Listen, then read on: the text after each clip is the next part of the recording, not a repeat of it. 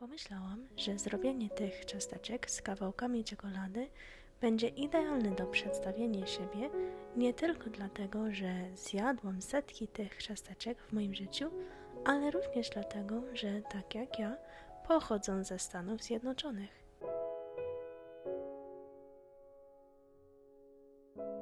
Mówi się, że przepis na nie jest rezultatem błędu.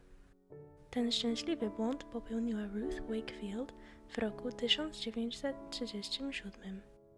Miała ochotę na czekoladowe ciasteczka, ale brakowało jej jednego potrzebnego składnika, tak zwany baker's chocolate, czyli składnika podobnego do kakao. Pomyślała sobie, że można pokroić zwykłą czekoladę i uzyskać podobny efekt, gdy czekolada roztopi się podczas pieczenia. Nie miała jednak racji i te ciasteczka amerykańskie, chocolate chip cookies, stały się niezmiernie popularne.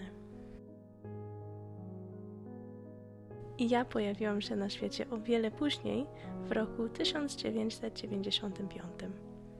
Zostałam przywitana przez kochających rodziców i 6 lat starszego brata. Razem z bratem przeżyliśmy mnóstwo różnych przygód, które wspominam z wielką przyjemnością. Bawiliśmy się klockami Lego, budowaliśmy zamki z pościeli, tworzyliśmy tajemne języki. Sprawiało nam to niezłą frajdę. 2 tygodnie przed ukończeniem 7 lat dostałam długo oczekiwany prezencik, moją siostrę. Kochałam ją, zanim ją spotkałam, a nasze wspólne doświadczenia od tego momentu tylko umacniały tę miłość. Moje dzieciństwo pamiętam dość szczęśliwie. Mieszkaliśmy na Hawajach, daleko od innych stanów i od rodziny. Nie chodziłam do szkoły tradycyjnej.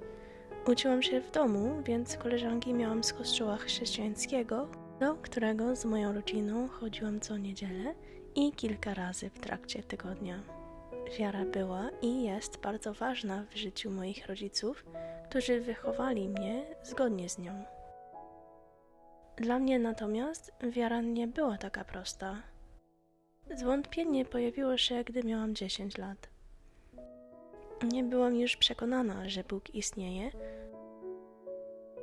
a skoro istnieje, skąd ta pewność, że właśnie my dobrze Go rozumiemy?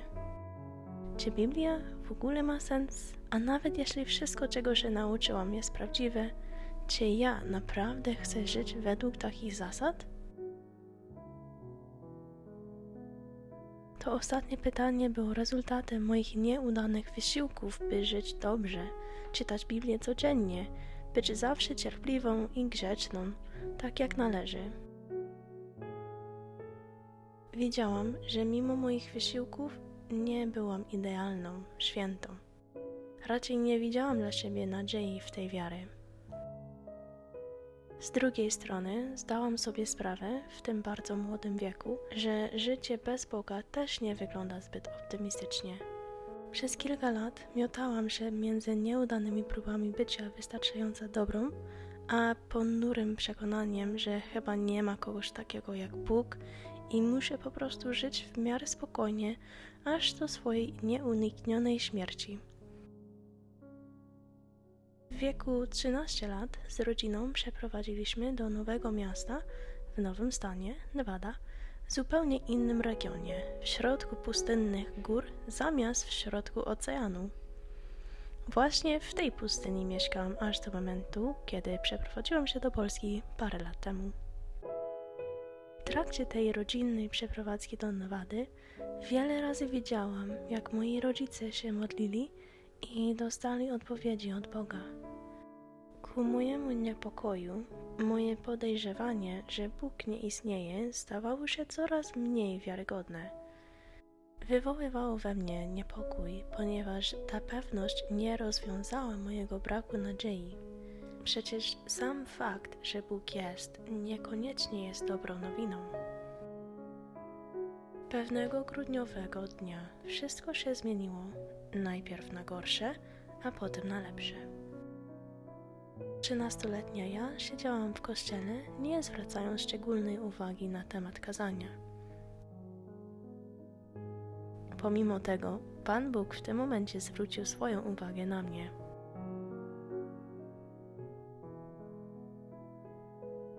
Miałam nieodparte wrażenie, że moje w miarę dobre zachowanie nie było wcale dobre w oczach Boga. Przerażona miałam tylko jedną myśl. Jestem potępiona i nie ma dla mnie nadziei. Ta myśl towarzyszyła mi przez cały dzień aż do wieczora. Wreszcie, leżąc niespokojnie w łóżku, w głowie pojawiła mi się nowa myśl. Właśnie dlatego Jezus umarł, dla mnie. W tym momencie zebrałam wszystko, co miałam we mnie. Swój grzech, swoje próby bycia dobrą, swoją wiarę i swoją nową narodzoną nadzieję i ofiarowałam Jezusowi, powierzyłam Mu swoje życie.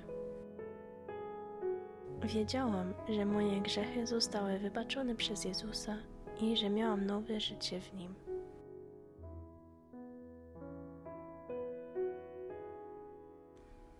Wiedziałam wtedy, że moje puste starania bycia dobrą były skończone, bo teraz będę żyła czyniąc dobro w mocy Ducha Świętego. Pragnęłam całym sercem żyć wyłącznie dla Jezusa i podjęłam decyzję, by poświęcić swoją energię na służbę Jemu. Nie dlatego, że chciałam jakoś pozyskać Jego miłość, ale dlatego, że wiedziałam, jak bardzo mnie miłował, a ja Jego.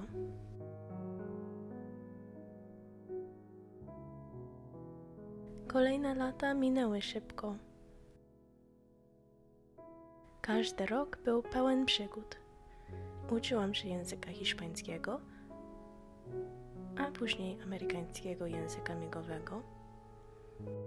Zaczęłam grać na gitarze bardzo kiepsko. Zaczęłam służyć dzieciom i nastolatkom w moim kościele. Skończyłam liceum. Następnie zrobiłam licencjat na kierunku edukacja podstawowa oraz dla dzieci niepełnosprawnych. Zaczęłam ćwiczyć crossfit i zostałam trenerką. I to, co uważam jako największa przyjemność i prawdziwy zaszczyt, jaki mnie spotkał, to praca przez 5 lat jako nauczycielka w chrześcijańskiej szkole podstawowej.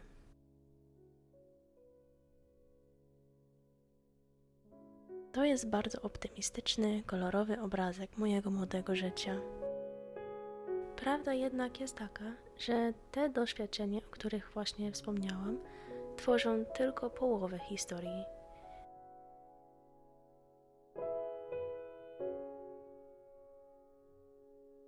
Nie mogę się podzielić tą drugą połową, dlatego że zawiera dużo bolesnych, prywatnych spraw, które dotyczą nie tylko mnie, ale również niektórych moich bliskich. Chociaż uważam, że te gorsze momenty są nawet ważniejsze niż te szczęśliwe, nie bardzo mogę rozwijać ich publicznie.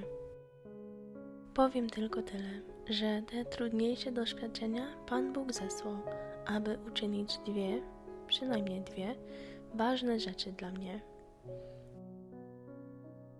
Po pierwsze, uczył mnie, że On jest zawsze dobry i godny mojego ufania, niezależnie od tego, co się dzieje w moim życiu. Po drugie, tworzył we mnie głębszą empatię, nie tylko dla tych, którzy są do mnie podobni, ale tym bardziej dla tych, którzy walczą z trudnościami, które ja mogę sobie tylko wyobrazić.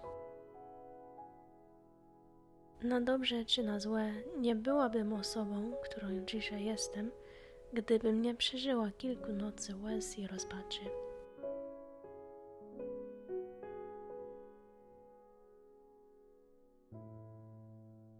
Teraz już wiecie dużo o mnie, ale pewnie jeszcze zastanawiacie się, co ja w ogóle robię w Polsce.